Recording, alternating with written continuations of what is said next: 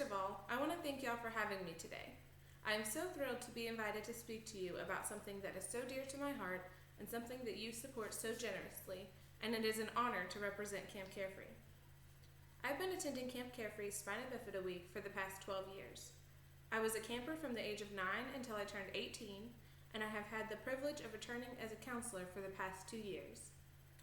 The group from Spina Bifida Week has also been blessed by the creation of an alumni weekend. It has been in effect for 4 years now and has quickly become my favorite time spent at camp. It allows those of us who are too old to continue as campers to return and experience camp all over again. It has opened the door to new friendships and opportunities and is a true escape from the stress of everyday life, because I don't know if you know this, but being an adult is hard. There's something about camp, and specifically Alumni Weekend, that makes me feel more grown up and independent, yet at the same time like I am a kid again. I've often wondered why the group from Spina Bifida Week was chosen for this weekend. There are so many wonderful weeks at Camp Carefree that provide a fun retreat for kids with all kinds of disabilities and illnesses. I think each and every one of them would benefit from extra time at camp. I've come to the conclusion that maybe our group needs it the most. Of all the handicaps presented at camp, I think Spina Bifida is the most physically obvious and permanent. I always say that everyone's got something, whether you can see it or not. But the truth is, it can be very difficult to be in our shoes when the disability sometimes steals the spotlight. I am blessed to be able to walk with the aid of crutches, but every case is different. Some of my friends use crutches, others use wheelchairs, and a few get by without any aid at all. Whatever our circumstances, though, we all appreciate and cherish the opportunity to go to a place like Camp Carefree as often as possible. We need the chance to retreat from everyday life to a place where we are reminded that we are so much more than what meets the eye. We are more than the assumptions, prejudices, and labels that society seems to so quickly place on us. We need the taste of freedom that camp offers and the sense of community it provides. We need to be in this place where our disability disappears and we appear. While I was back at camp in September, someone asked me, "What has Camp Carefree meant to you?" This question is almost impossible to answer. How do I even begin to describe the myriad of emotions this place evokes in my heart? I'm not sure that the English language stretches that far, and I fear that whatever I will say will prove to be inadequate. It's so much more than a place to escape or a place to have fun. It's more than this place where my insecurities are traded for confidence. It's more than my second home. Camp Carefree is a part of me. It is a part of the person I have been and the person I am becoming. Camp Carefree has shaped so much of my past, and it continues to shape my present and my future. It's the setting of some of the most beautiful parts of my story, and it holds some of the most memorable characters. I hardly know where to begin, but I will do my best. When I first started attending camp, I was just a shy little girl who was afraid to speak up for myself. I spent that first year at camp being completely silent, and I didn't participate in many activities. I was fearful, insecure, and even ashamed of the difficulties that I faced every day.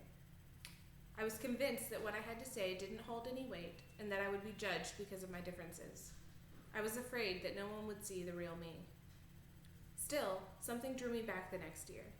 It was like a piece of my heart had been discovered, and if I let it, it would continue to grow. I listened to that voice within me, telling me that I could be a part of something extraordinary, and that has led me to this moment.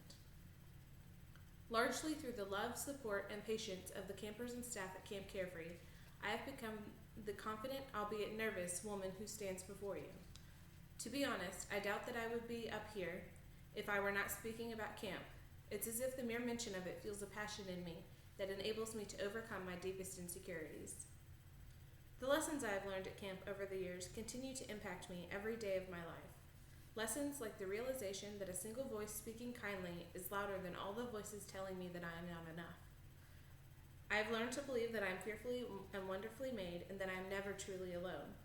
I belong and I have a purpose. I believe that one of my purposes in life is to become a social worker, and I am currently pursuing a degree in human services. The road toward this dream has not been easy. It has been full of potholes and U-turns, but still I travel on. I know that I am able to persevere because of many things. First and foremost, I am not relying on my own strength. I believe with my whole heart that God has called me to this field and that He will show me the way. He has created me with qualities that have proven to be an ideal fit for this dream. He has allowed me to go through hardships that have instilled in me a fierce determination to fight against low expectations and a first-hand understanding of pain and disappointment. He knit me together a little imperfectly in the world's eyes in order to fulfill his perfect purpose. I often imagine what my life would be like if I had been born normal, and I use that term very loosely because I don't think anyone could tell me exactly what it means. But I wonder who I would be, what I would be doing, if I had been born without spina bifida. My life could very well be easier on many levels, but I wouldn't change myself for the world. My disability doesn't define all of me, but it does define much of me. To be honest, I don't think that I would even recognize the normal version of Jordan.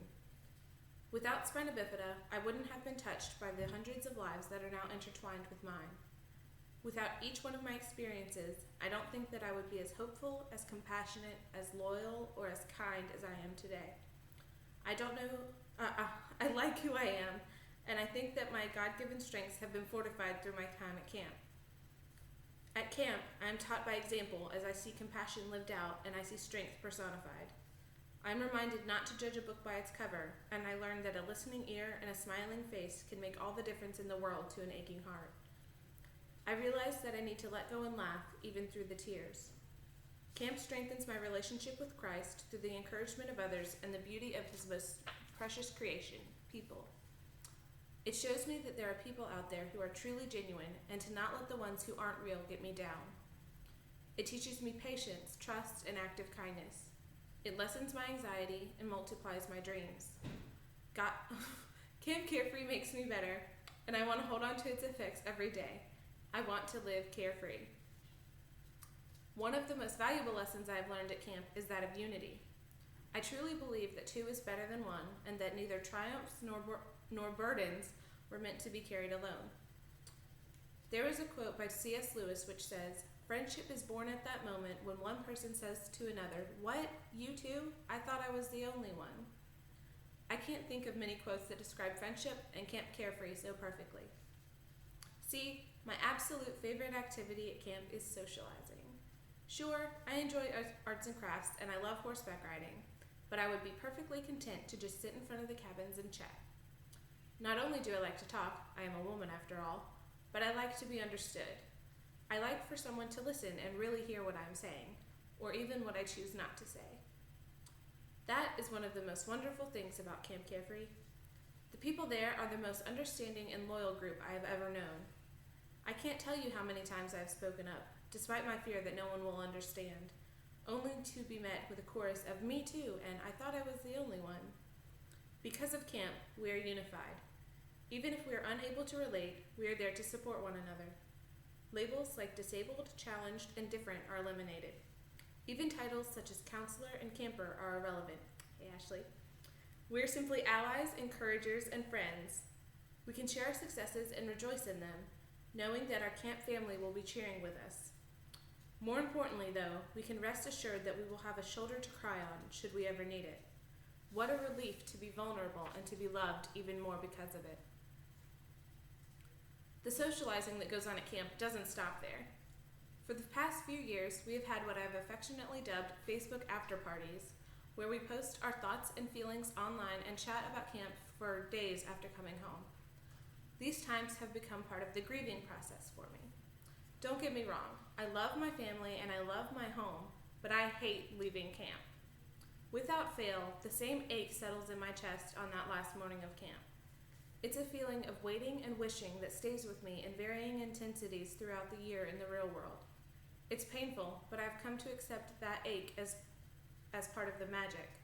That ache tells me that my heart has been touched, changed, and renewed once again, and that these are simply growing pains.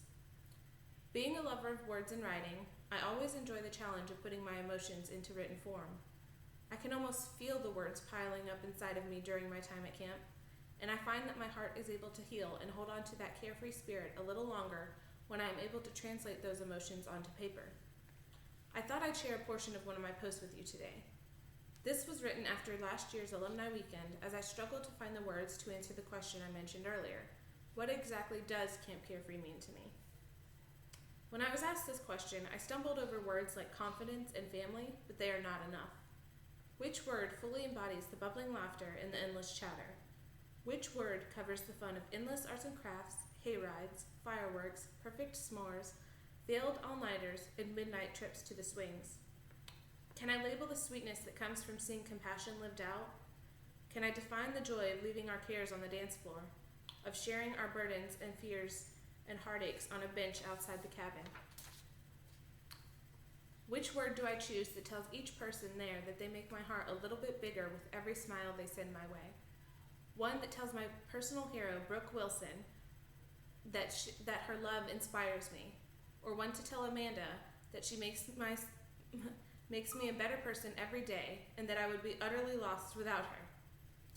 I need a word to express the way that they, and so many others, fill my heart to overflowing, and that when I hug them, I wish I didn't have to let go.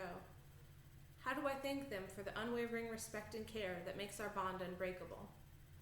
Do I know the word that shows them that they are forever embedded deep into my heart? Do they know that they are my anchors, my inspiration, my heroes, my loves, my home? I try to tell them, but the right words elude me. I try to show them, but I fail miserably every day. I hope they know. Is there a word for that feeling that washes over me as I look at the sky above the campfire and I realize that time and memories are fleeting, yet somehow it all feels infinite? The multitude of stars above remind me of the candle song that we sing on the last night of camp. You guys know the song. In that moment, I realized the meaning of these words. We are the candles. Our light, so easily blown away by the winds of everyday life, is relit at camp. The wax of our lives that has been melted by the heat of pain and disappointment is lovingly reshaped by those around us. We are flawed, and we might lean a little, but oh, how we shine. Every time we leave camp, we take a piece of that light with us and make the outside world a little brighter.